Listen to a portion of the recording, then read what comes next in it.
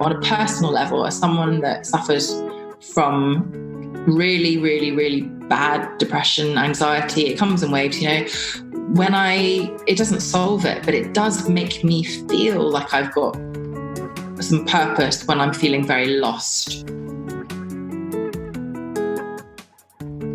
Welcome to Priorities, the podcast about the things in life that really matter. I'm your host, journalist and coach Lily Silverton, and each week I'll be asking a new interviewee to open up about the things that are important and unimportant to them. What takes first place in their life, what they couldn't care less about, and what they'd like to work on a little bit more. Will you agree with their priorities? Will they make you reevaluate your own? Let's find out. My guest today is chef, best-selling author, and entrepreneur Melissa Hemsley. Melissa began her career in food in 2010 as a private chef cooking for musicians and actors, along with her sister Jasmine. The duo went on to release 2 cookbooks, open a cafe in Selfridges, London, and launch an international primetime cookery show. Melissa has since released 2 solo cookbooks, Eat Happy in 2018 and Eat Green, which came out earlier this year and perfectly showcases her dedication to planet-friendly, waste-free eating. Melissa is also the founder of the Sustainability Sessions and an ambassador for Fair Trade, Felix Project, Mental Health Mates, Future Dreams, and the Prince's Trust. Not bad for someone who, as you'll soon find out, suffers from imposter syndrome. Melissa, welcome. Thank you very much for having me. It's an honour. It's such a pleasure to have you on. How are you doing today? Where are you at on a scale of 1 to 10? Where am I? I think I'm pretty high. I might even go for a 7. I've been looking forward to chatting to you. I just squeezed in a little bit of Pilates, which felt nice because I fell down I haven't told you, I fell down the stairs a year ago, and that really hurt and put me out of action. So I just did a little bit of that. And after I speak to you, I'm going to go for a walk. So I think I'm feeling pretty good. How are you?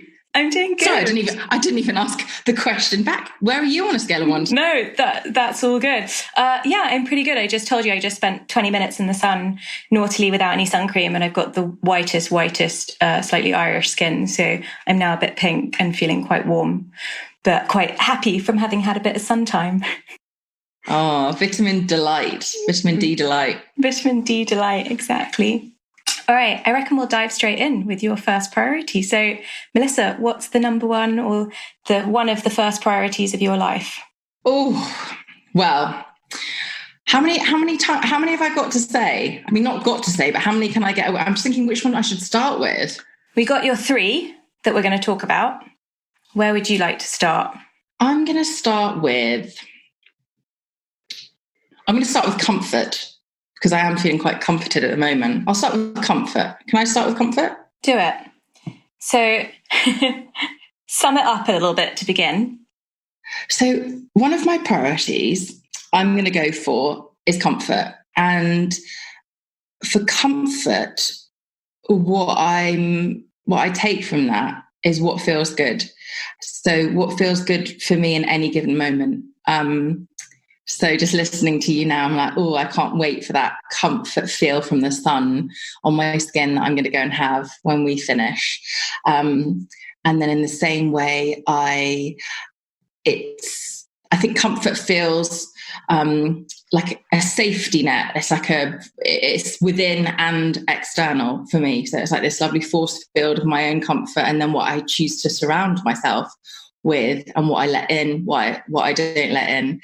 And it's also feeling strong yet soft and tender. I always don't know why I just said it in that voice. It's slightly started to sound like a tampon advert or something. I suddenly felt like I was getting into an advertorial voice, but it is that feeling of feeling these opposing forces that meet in the right way. So I don't usually, I've got to say, of an afternoon, have my shit enough together that I've gone and done my Pilates. Now I'm sat with you with a little rustle around for tech stuff. I've got my tea. I mean, it doesn't usually work like that, but it's so funny. I actually think maybe you, when you checked in with me, a couple of weeks ago again, after we had this long-awaited date, didn't we? We had this in the diary for a while. It's like a little positive trigger to reset myself. So I think comfort is this sort of movable feast where I'm always checking back in. Does that feel good? Does that feel nice? If I say yes to that, for example, I today said no to something, and it was a paid job. And as a self-employed person, you don't know when they're coming, especially at moments like this. And it was on paper a very positive fit for me. Otherwise, I wouldn't even entertain it. But for various reasons, which I thought long and hard about, it didn't sit well. So comfort, I think, as well, is what sits well for now and your future self. And also what feels like inherently right. And I've been thinking loads about my intuition at the moment. And, I often don't check in with myself on a big scale unless it's my birthday, which is September. So it's almost like that back to school thing anyway, end of the year, and sort of when the seasons change. Because if I'm not careful, I can get quite obsessive.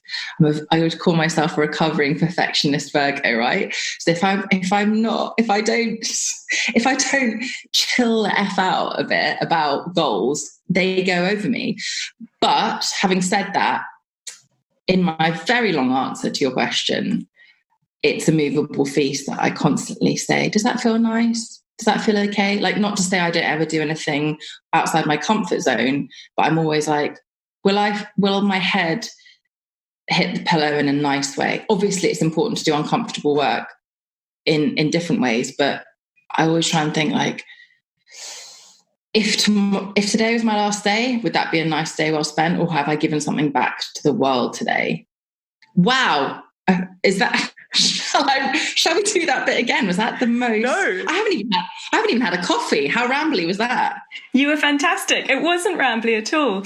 And I love that point about saying no to things, because something that's actually come up a lot in the podcast, something that comes up a lot when I work with clients and stuff, is this inability to say no to things, or not being sure what to say no to. And I think that what you talk about, I love the way of feeling comfort in yourself, the way that you phrased it. I hadn't really heard that before, and I love that approach.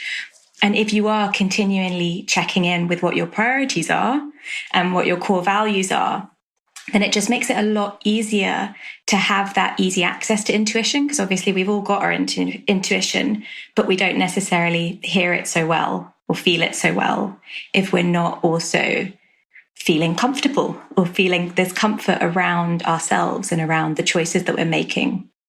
You just said it perfectly. What you said. Has this always been a priority for you? Well, maybe I would have framed it. Now I'm in my 34th, coming up to my 35th year. How old are you? 36. 35. I'll be 36 this next month. Oh. I think. What's your star sign? Cancer. You're Cancer, so you're July. Yeah. I'm about where you are then. I think I would have framed, if you'd asked me this a year ago, I don't think I would have used the word comfort. I might have used the word... I don't think I'd have even used the word happy. I would have used... Maybe I would have used content. And... I'm not even sure. So no, I think in answer to your question, I don't think I have always felt the word comfort. But I don't think I really explored what the word comfort meant, because sometimes it can mean very much duvet day, rainy day, cozy. But I also think comfort can be, sun on skin, cold, cold sea washing over your hot body. Ooh. And it can be a night out with friends and quite a lot of wine. It can be a wine night out with friends. I can't even imagine what that would feel like anymore. No. I tell you what, one thing I've been craving is having... I don't even really like cider, but for some reason cider is in my vision. This idea of just a long drink on a sort of patch of grass, in a pub ground, not in the dark pub outside. I've just got this vision of that's what I'm looking forward to. That, yes, you're right, that is also comfort. So yeah, it's all, the older I'm getting, I also haven't told you this, I did this incredible, I'll probably bring it up a few times, incredible life affirming and life meaningful retreat called the Bridge Retreat. Have you heard of it? It was last December. No, I haven't. I think you would really like it a lot. And the main part of the Bridge Retreat is the long retreat, which is 5 nights, 6 days of group therapy, which I didn't really understand when I signed up for it. And I'm not I'll go and spend a lot of money on something I don't know a huge amount about. However, in this case, 3 different people who I really respect, who've done a lot of positive work on themselves, all said, book it without hesitation. And I think they said that because they knew that myself or people listening or you might think, oh, maybe not you, but, oh, no, I don't really fancy group therapy with loads of strangers. So I sort of put my deposit down and then realised it was group therapy. And then they talk you through it all, so they make sure you know what you're getting. And my intuition said, go for it. And the reason I went for it is because it's specialises in grief, but of all different kinds. So for me, it was for my father, who had died 5 years before at the time. And it was as all deaths are sad, but it was sort of sad, beautiful. He died in me and my mum, my sister's arms after a long cancer illness. And I wanted something like this that I could really get outside of myself with. So no phones, no book. You weren't even allowed a book. You had to sit in your shit. You couldn't escape to a book or a story or music. Anyway, it was brilliant for many, many reasons, but also to talk about different types of grief. It was, loss of career, because that can be so much of someone's identity, loss of marriage, relationship, loss of the life you thought you were going to have, big one. But they also now, just for the purposes of, who knows what the world's going to look like, and have always done 1-day retreats and online retreats, and just very special people running it, very special people. Also, I like how they have a bursary, and they also, for every group, there's always a spot available for someone in the caring profession who goes for free. Really, really lovely people. Oh, it sounds incredible. I'll link to it in the show notes. I'll look it up and link to it in the show notes. They're special people, yeah. I think with this idea of comfort as well, just going back to what you said about getting a little bit older, I think in your 20s, for most people, it's just not a priority in the same way. You see it maybe more with the younger generation, dare I say, who are a little bit more aware than we are, have grown up in quite a different world, and seem, a lot of them, to be mental health is very much at the forefront of a lot of schools. It's at the forefront of a lot of conversations, where it wasn't when we were younger at all. It was something that was forged a little bit later. But I think certainly for our generation, no one really talked about mental health in our 20s, or in terms of sort of feeling comfortable in ourselves or our bodies, or increasing that. You may have had to do that work a little bit, but it certainly wasn't this packaged idea now that it is, or this very open idea that's out there. I remember going to my first therapist when I was 18, and I had to work and save so much to afford it. And I didn't tell people because I was ashamed. One thing in my culture, the way I'd been brought up, you didn't admit that things were wrong. You didn't tell people your secrets. It was like, gosh, people might find out. Just explain for anyone who might not know where you're from, so what your culture is. And so from my mother's side, Filipino, Catholic, devoted, religious, and everything that's wrapped up in Catholicism, and I guess guilt, shame, and confession, and also all the beautiful things that are wrapped up in Catholicism, which are celebration and community and hope and peace and so many wonderful things. Weirdly, I really used to love going to church when I was younger. I used to volunteer for Sunday school and like supporting the little kids and reading. And now I've got a church, it's Church of England at the end of my road, and I like just going in there.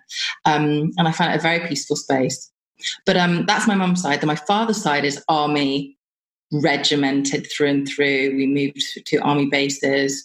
Dad wasn't around a huge amount, and dad's, people didn't show their emotion. So I feel like, and I was, when I look back at it, always told that I was really loud and really noisy and very opinionated and just a bit much. How wrong they were. So, but now, as I said, my dad's not around anymore, but my mum is very supportive of me talking about things, and she in turn talks about things more. But growing up, you just didn't. And even I think my friends, I just, first of all, it was like, wow, how can you afford to do that? Or why are you spending your money on that? And I really think even now, I choose to spend my money there. That's where I want to prioritize. Like, I don't go out a huge amount. I don't buy expensive clothes. I mean, I buy quality over quantity, but I choose to spend that money on my mental health. And when I booked that retreat, for example, it was, I booked it a year in advance and I saved that. So I agree though, growing up, the conversation wasn't there about mental health. And I think the same space, mental health, but also I think brain health is going to be a conversation we see so much more of. And I recently, I do these IG live series, IGTV series called the Feel Good Sessions. My last guest just recently was Kimberly Wilson, who I urge everyone to look up, and maybe we can link to her. She's at Food and Psych. She's a chartered psychologist and has a master's in nutrition. And I've never been as fascinated by the brain as by her, because she's a great storyteller and a great communicator, and she takes the conversation from mental health even further into what is going on in our brain so we understand it, and how dementia is the leading killer. We know that depression, mental health issues are the number one reason that we're not going to work and we're suffering, and maybe suffering in silence, a lot of people. So I think mental health and brain health, and we know you can start working on your brain health as a kid. So it'll be really fascinating for the next generation, our kids, what conversations they learn at school, mental health ones, brain health ones, what food they get advised to eat or taught to fall in love with, I think is probably the better way. How bring back domestic science, or such a silly word, isn't it? Sorry if that offends anyone, but bring back home the art of feeding yourself and looking after yourself and protecting your brain. When you're younger, my mum used to love saying to me when I was younger, you're not invincible. I just really remember that line, like, you're not invincible. And I now realize what she was trying to say. Like, she would always be pushing oily fish on me. She'd give me mackerel for breakfast before school. I was like, Mom, I'm going to sting. I'm going to have fish breath. But she was right. Yeah, I definitely, the link between mental health and brain health is so big. Mental health is incredibly complex and, differs from person to person hugely. But in terms of brain health, the amount that we can change our brain, change actual neural pathways through the work that we do, through the way that we think, through meditation, 8 weeks of daily meditation literally changes the brain so that the bit that's responsible for the stress response becomes a little bit smaller, and the bit that's responsible for reasoning and thinking that we really need when we're in mental health crises becomes a little bit bigger. And that's just irrefutable stuff that is staggering. I'm really looking forward to reading Kimberly's book. I've got it. I might try and get her on the podcast as well. Oh, I bet she would love to be on your podcast, and yeah, everyone's going to fall in love with her and go, if only everyone could explain really complicated things so well. She's just brilliant at explaining it. Oh, fantastic. You also work as an ambassador on these subjects, don't you? On the subject of mental health for quite a few places. Oh, my nettle tea has gone down funny. When you have loose tea and then you have a strainer, but it never gets all the bits. Yes, an ambassador. Yeah, Bryony Gordon, the brilliant journalist, author, Bryony Gordon, she founded Mental Health Mates, which is a community that is now, it's, I could summarize it really as sort of the walk and talk therapy, which is something that lots of people do. I mean, when my father died, the local hospice, called up my mum the next week and said, would let us know when you want to come for a walk and talk. These things, we'd never lost anyone close to us before. We didn't know all of these amazing people and community organisations and volunteers. It's funny, one of the wonderful things, one of the only positive things about when you lose someone and when someone's sick, I don't know if anyone listening has had this. The sad thing is, the older we get, the more people we love who we lose or are suffering. But how incredible carers are from, we know this now. Everybody who didn't really appreciate the NHS before is now just like in awe of them, and all key workers. But I had no idea how many people volunteer their time to volunteer at hospices, to make spaces lovely, to put plants in gardens, to make sensory walks, to make people that tiny bit happier in the last days of their life, and also their family members. I think it's so amazing. And Bryony Gordon, staggering, isn't it? And it makes you want to be a better person, and it makes you realize how, here I am talking about being an ambassador, and I don't mean it in a braggy way. And there's people just quietly doing it all the time who aren't talking about it on a podcast. But the reason I like to talk about it, so thank you for bringing it up, is because I don't know these things exist until I hear someone else talking about them. And then it can be inspiring to help you decide, okay, I've been thinking about wanting to make a difference somewhere. Maybe that's it. But Bryony Gordon set this up, and she talks very openly, doesn't she, about mental health. And she says that she and her husband were talking one day, and he said, why don't you do a meetup, an in real life meetup? And she said to him, I might just do it and put something out on Twitter that says, come and meet me on Clapham Common. And her husband said something like, well, what if loads of people who are nuts turned up? And she went, that's the point. That's the point. I want people to come with all their beautiful mental health in every shape or form. And she went, you are all welcome. Everything you're bringing in your brain, come bring it. Every emotion is welcome. And I love that. And actually, she's one of the first people that got me talking through my grief, because she invited me onto her podcast, Mad Girl, and I was honoured. Went on, and she eked stuff out of me, as all you good journalists do. And she had, funnily enough, also been on this retreat, but that's a separate story. But she then said to me, look, what, I need Mental Health Mates. I want it to be big. I want it to be global, which it now is. So the idea is that there's a pack, and anyone can be a Mental Health Mates leader in your area. So mine is, Victoria Park. Yours could be West London. Yours could be South London, wherever. Yours could be Madrid.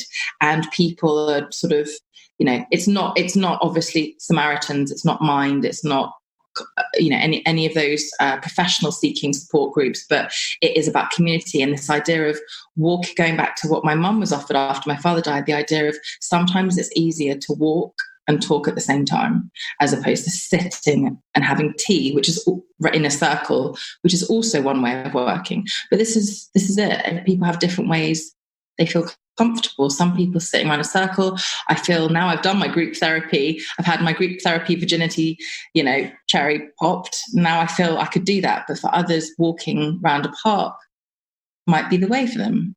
Yeah. And walking so therapeutic as it is, it's just it can put you in such a fantastic place. Bryony's absolutely fantastic. I read her book, Mad Girl, actually very shortly after I'd had my daughter. And it's such an incredible book. It's staggering. It brings up some really big stuff, especially around having a small child. So I actually found it a little bit shocking to read, but incredibly insightful. And I was very glad I did.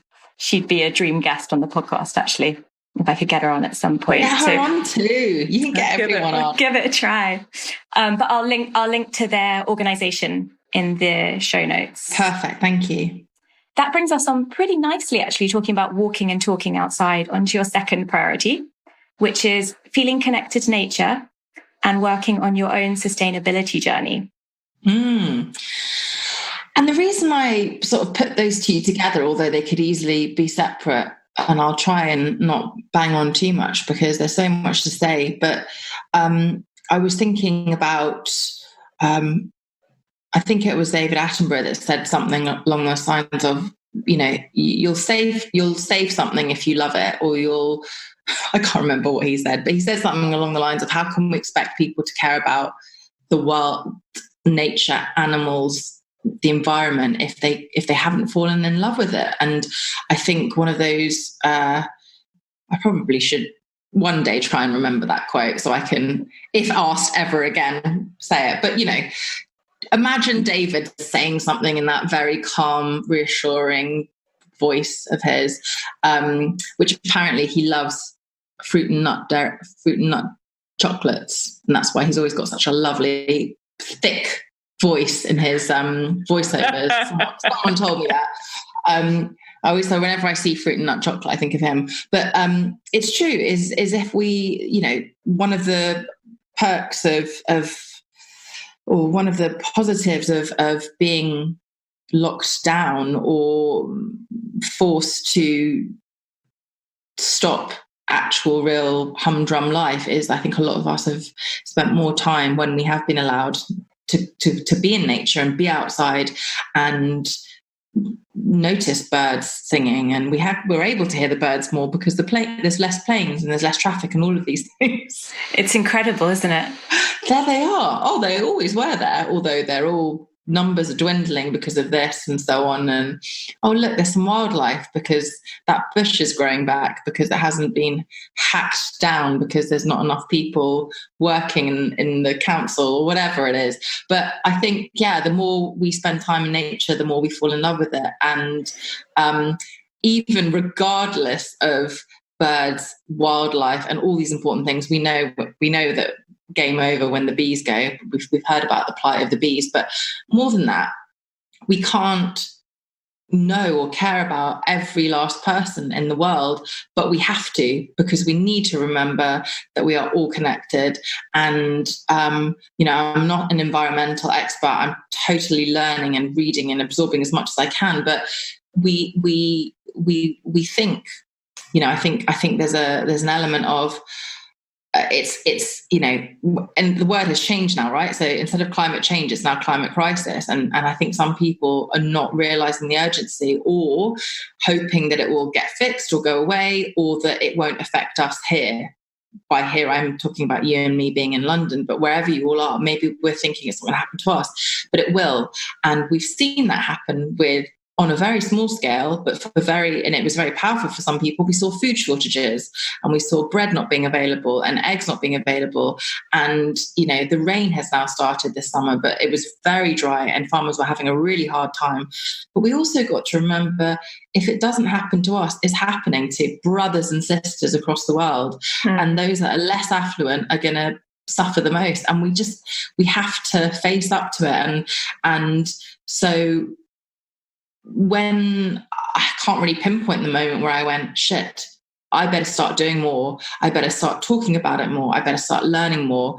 But it's something I'm trying to do the entire time. And I want to do meaningful things, and meaningful would be if I'm giving a recipe, I'm going to try, and if I give a recipe on social media or whatever I'm doing, when you really pinpoint what you do all day, I mean, I just think to myself, what am I? I guess I'm someone that I think it used to be someone maybe 2 years ago that would help less confident cooks fall back in love with cooking, and therefore help them look after themselves better through food and the action of cooking, which is so self-care, and not self-care. I know you know this, but for anyone who might mistake me, not self-care of like luxury and spa and bath and so on. I mean, self-care is like the act of making a meal and giving it to yourself is a transaction that is powerful and important. So that would have been me 2 years ago. Now I'm trying to say there's that plus, we vote with our spending power. How when you buy your vegetables, who could you help?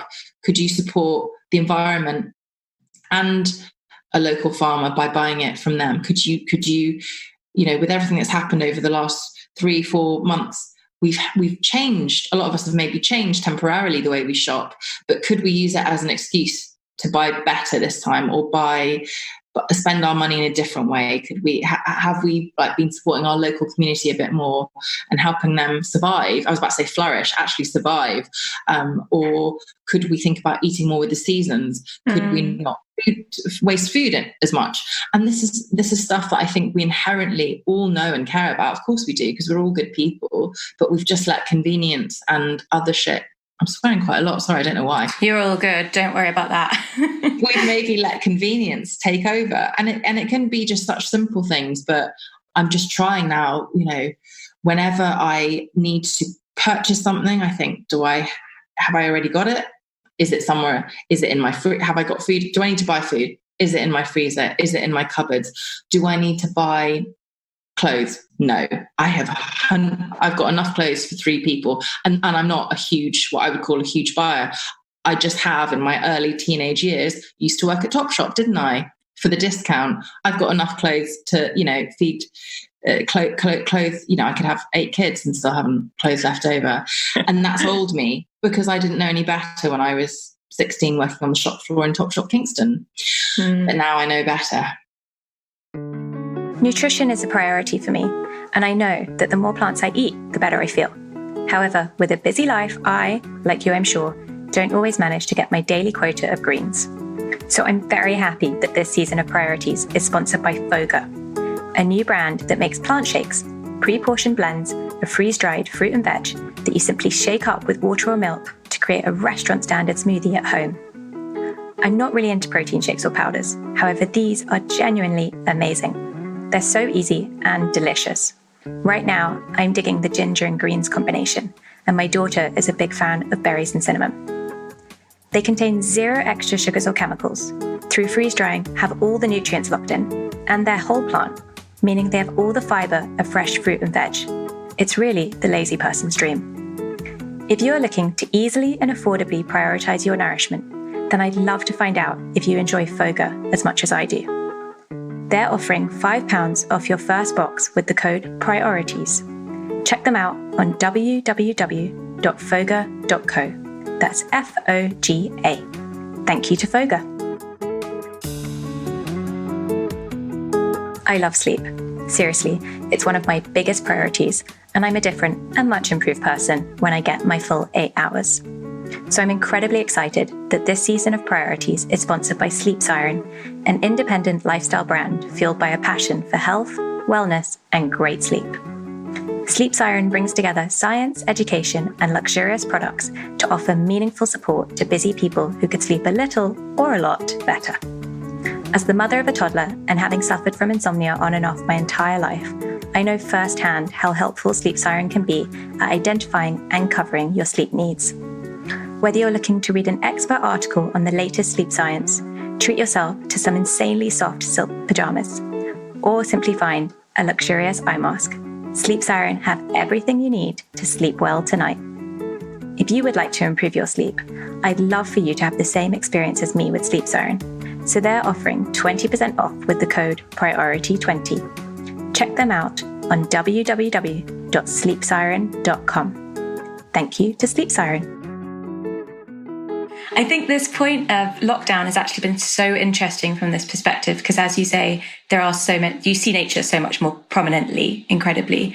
But also I've got so many friends who shopped in a very different way before, who were purchasing maybe every day from Tesco's and a big delivery once a week or whatever, but they were really overbuying and not connecting at all with where their food came from. So not thinking it was all about convenience, as you say, and not about communicating with and supporting your local community or your farmers. And I'm obviously going to sound super smug saying this, but that's the way that I have shopped for a very long time. It's the way that I was taught to by my parents, by my father in particular.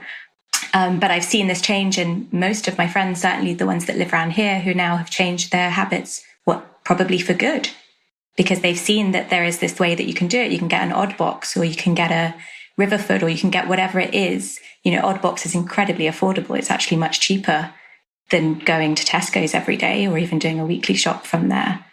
So that all these little, hopefully long-lasting changes that are coming out of this obviously very difficult and challenging situation that we're in.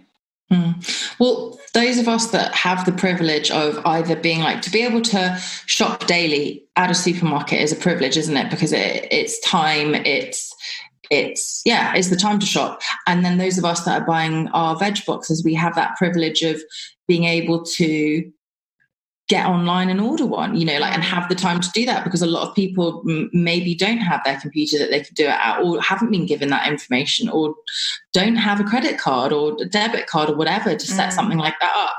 And so those of us that can, we have a responsibility to vote for a better food system. And for those, and then at the same time also think to ourselves, the number of people now relying on food banks, support, their local council, it has gone up, because we know thousands and thousands of jobs have been lost. And before that, we also know that we knew that, over 1 million kids, school kids, depend on free school meals. So I think really important, and something I'm doing is, one, because this leads on to food waste, is food waste blows my mind. And you mentioned your family have brought you up in a way to shop. Probably similar to me is that my family, the army side, the Catholic side, you did not waste any food. And you also put your neighbour or whoever needed something ahead of yourself. And I'm not saying, again, in a smug way, we should all put everybody ahead of ourselves, but we have to look out for each other. And I'm sure loads of people do this already and volunteer and look out for each other. But I, like my local street in East London, on every single street in our area, I've got signed up to the neighbourhood watch or whatever it's called, the neighbourhood association. Every street has got a food box and we all go and contribute to it. And I think it's really important, especially if, no judgment, but if you did stockpile food at the beginning, and I do say no judgment because we can't ever know what fears and anxieties people had or how big people's families are, or maybe you were supporting lots of different families. But if you have got spare food and realistically you're not going to get through it, go and put it in the food bank now. And that's why I love apps like Olio, which is worldwide. And the idea being, on the Olio, well, it's Olio, not Olio, Olio, I saw people, saying, I've actually got too much toilet paper. So if anyone wants it, here it is, come get it. And everyone doing it at a safe social distance. I did some cooking for them. They did cook for kids, they did cook for carers. And on a personal level, one, we've got to do it on a society level. It's just human duty. But on a personal level, as someone that suffers from, really, really, really bad depression, anxiety, it comes in waves, it doesn't solve it, but it does make me feel like I've got some purpose when I'm feeling very lost, to go and put food in the food bank or in the food box, which then gets distributed, or there's so many ways we can support each other. But it's just crazy that the United Nations say that 1/3 of food produced is lost along the way. A lot of it happens at home. So go and put it in your local food box, or put it on an app, or do you know what would be even better? Cook extra and drop it around at someone's house, and that feels really good. If you like cooking, that's a really good thing to do. Doesn't have to be gourmet, of course. Who's going to say no to an extra banana bread? Use up your ripe bananas, drop it round at the local hospital, or, wherever, maybe at your post office. I actually, yesterday I was walking around and some kids, how lots of people have got thank you NHS in their windows and rainbows. The local kids had decorated the post box. The red post box, you can even tell, it was covered in stars and pictures and thank yous. It was the cutest thing. And I was like, I love kids. Kids know. Kids know about saying thank you, don't they? They know. They get it right. I'll link to Olio. Olio, yeah. Olio. I don't think they mind. No, don't think they're too fast. I've used it before. They're fantastic. I think what you said about coming back to working with people and reaching out and helping and contributing when you are feeling sad or depressed or anxious, or when you're in any sort of space like that, can be so transformative. I definitely myself, I do loads of charity work. I always have. I do lots of work within the yoga meditation sphere that's in the charity. And I knew from the very beginning of when I started working with that stuff that that would be my direction, because even if it's very selfish and it makes you feel better, that's also fine. I say it to people a lot when I talk to clients about what's going on with their mental health. I always ask, are you contributing anyway? Are you doing something? Because even if you do it just to make yourself feel better, that's still fine, because you're still contributing. I can't remember who said it, but someone said enlightened self-interest is the driving force of man. And I really believe that. I really believe that people do often do things for their own personal reasons, but it doesn't mean that the effect isn't still wonderful on lots of levels.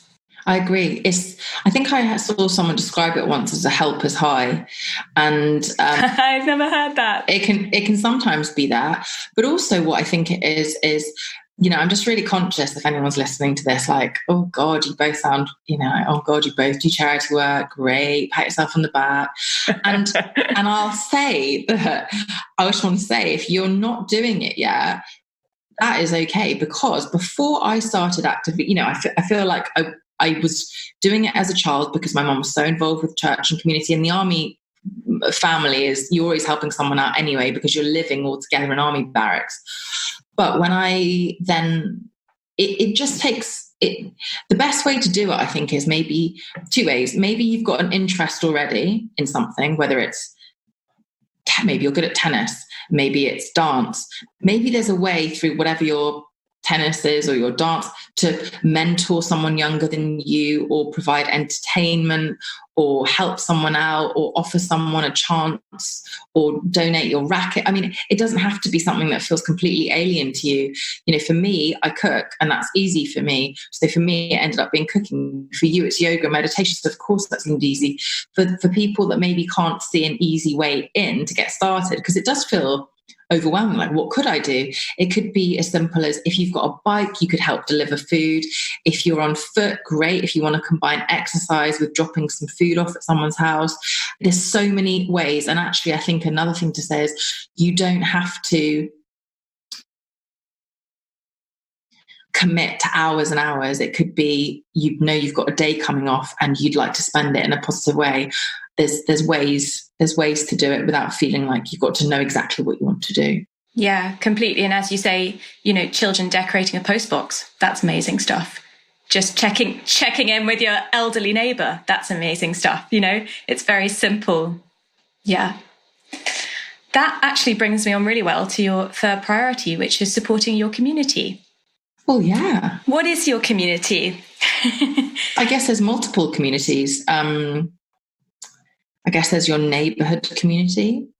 I think it's lovely to have multiple communities. I mean, the events that I set up that were live events, because I really craved face-to-face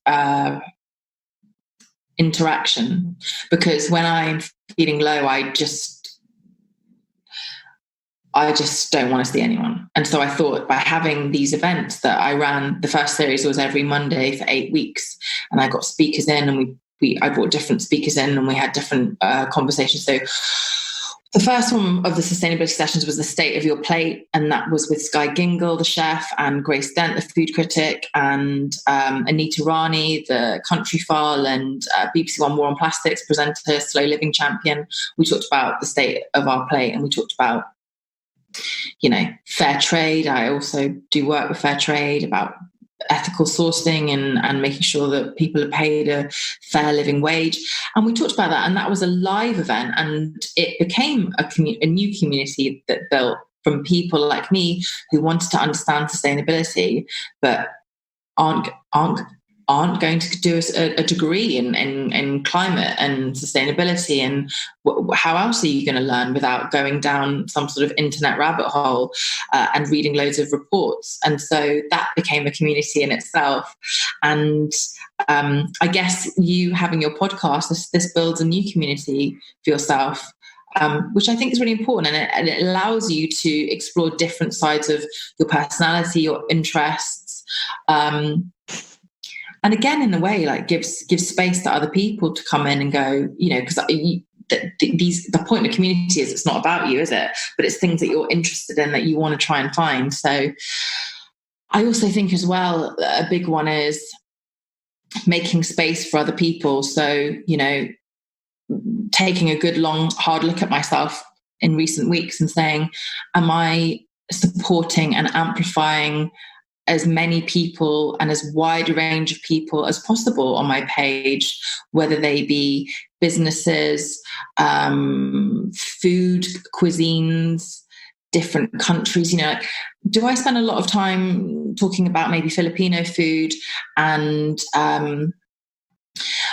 Middle Eastern food? I mean, how much have I banged on about harissa and tamarind these last 3 years? Could I be talking about Ghanaian food and Nigerian food and Indonesian food? And just because I haven't been there doesn't mean I can't bring someone else on to ask them questions and get them to teach me things. So I think community is a big one. It's whatever space you've got, whatever platform you've got, is making sure everybody feels included and letting everyone else have space and time to showcase what they love.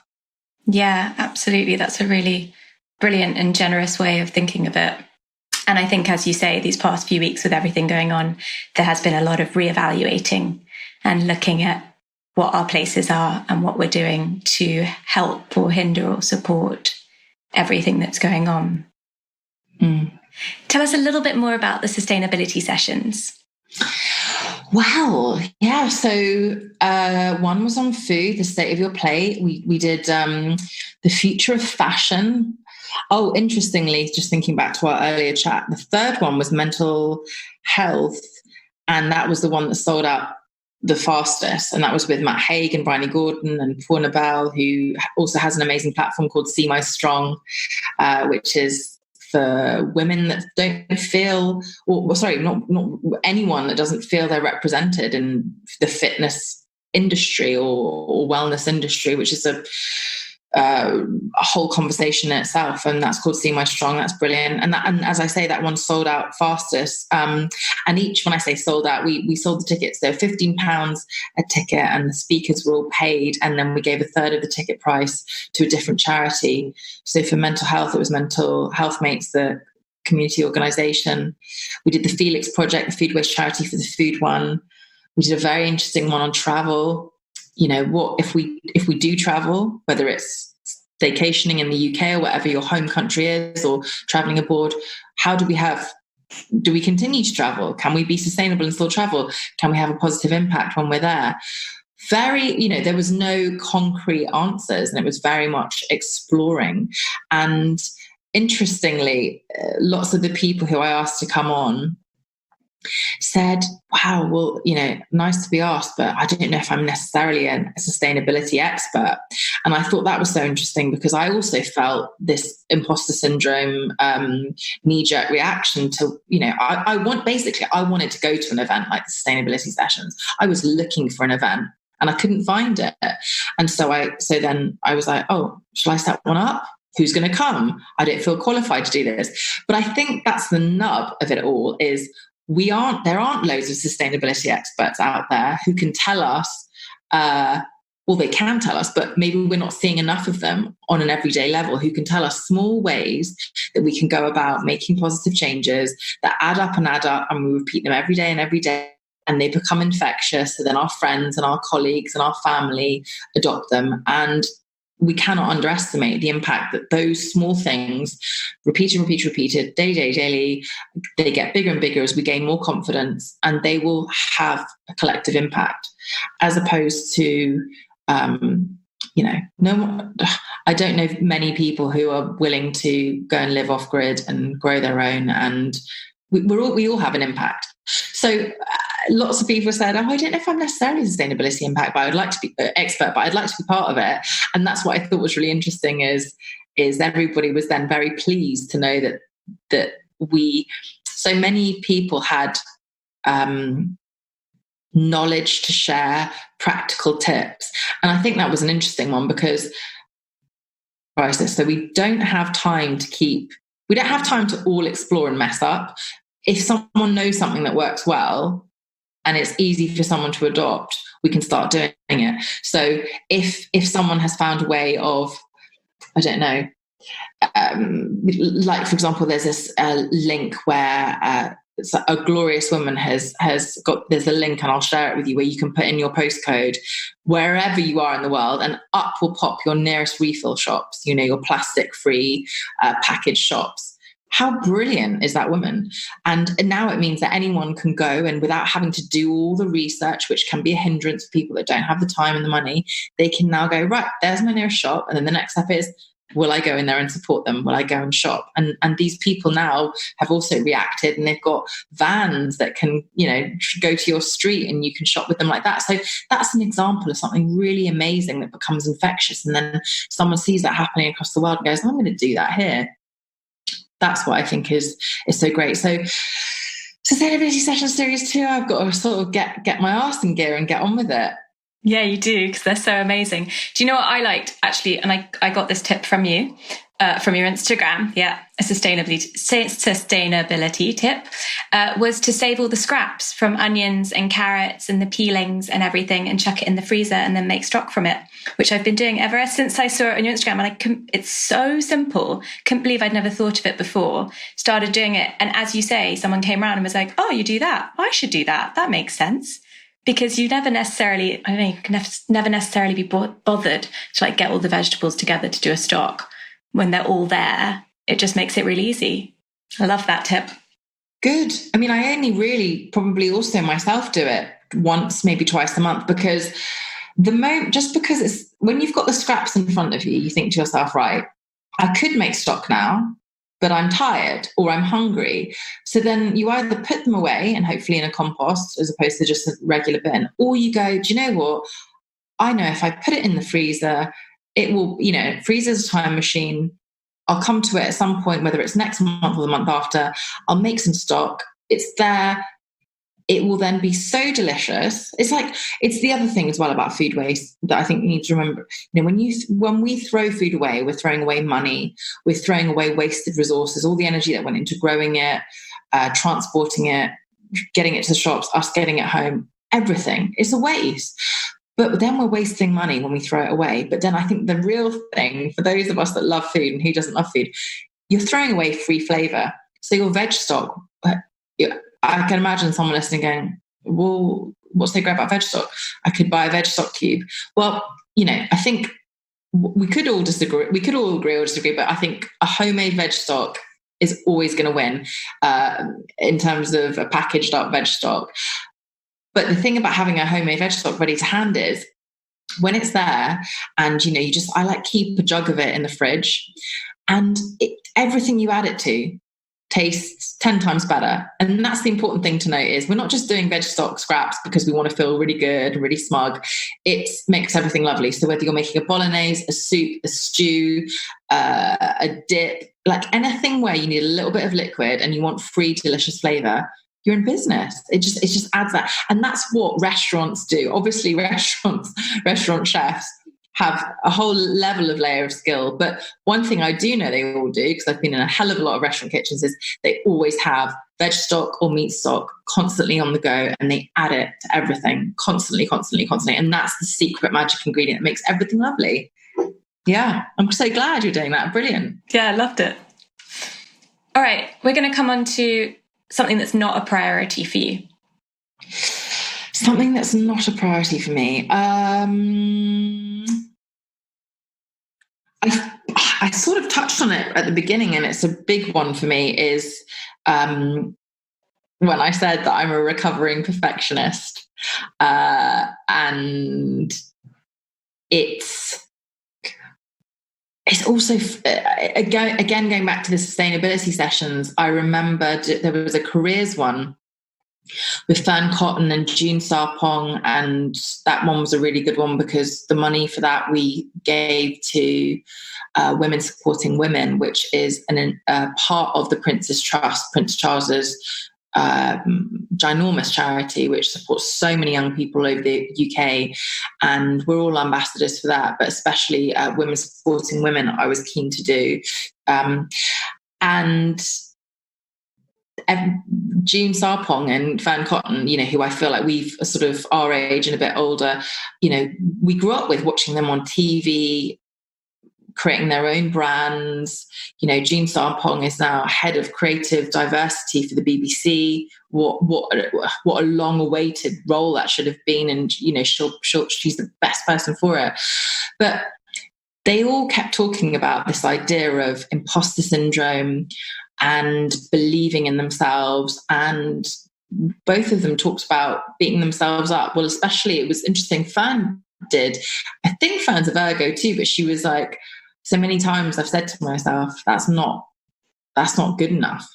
And I so resonated with that because, probably even now, even though I said when we started, I'm a 7 out of 10, there'll be a part of me when we get off going, oh my gosh, I was so silly when I said that. Oh, did I talk too much?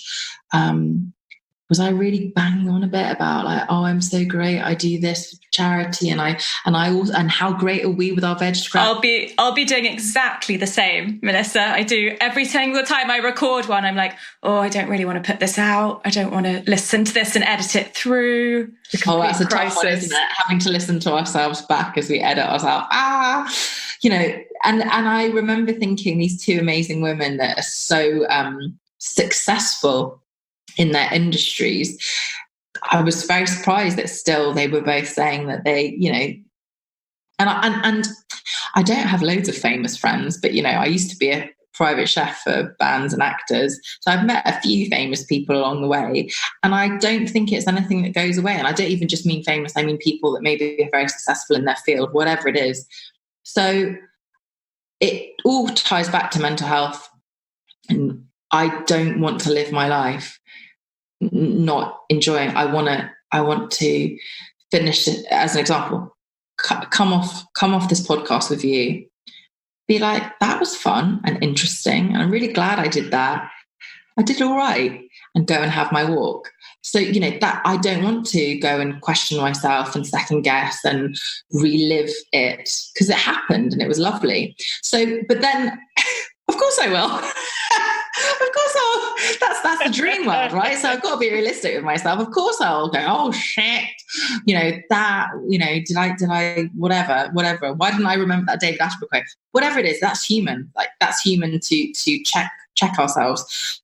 But I make a conscious effort every day, and I will, when we get off this, to go, it was a beautiful hour together. Like, don't spoil it. Don't ruin it. It was lovely. It was great. You said what you felt from the heart. So it's a work in progress. And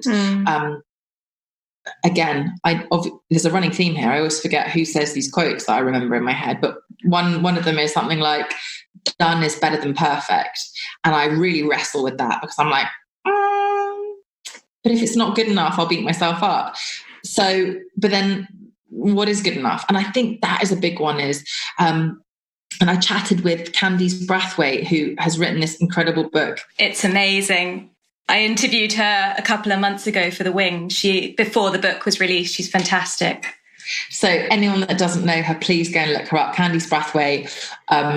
She's written a book called I'm Not Your Baby Mother, which is the first book of its kind published by a major publishing house, written by a Black author. And it's not bestseller as today across all the best-selling charts. And it's I'm Not Your Baby Mother, and it's about taking up space, and it's about the hurdles and the obstacles that she's faced and continues to face. And she has a platform called Make Motherhood Diverse.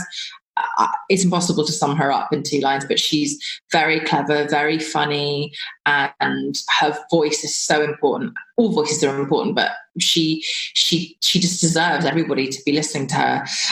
And we talked about intuition, like we have, and we talked about what success means. And so whenever I feel myself, which I feel every day, wobbling with my perfectionist, like not good enough, try harder, this is what I feel on my I think, and massively contributes to my anxiety, you know. This is it. Like, it's just like, it's like I'm doing a face at you, but obviously this face isn't going to come across in the podcast. Like I'm basically clenching my face up and making like a constipated face. Like, that's what happens when my perfectionisms kick in. It's horrible. It ruins things. It takes pleasure away from things. It makes lovely meals not taste as nice. It makes really romantic moments not taste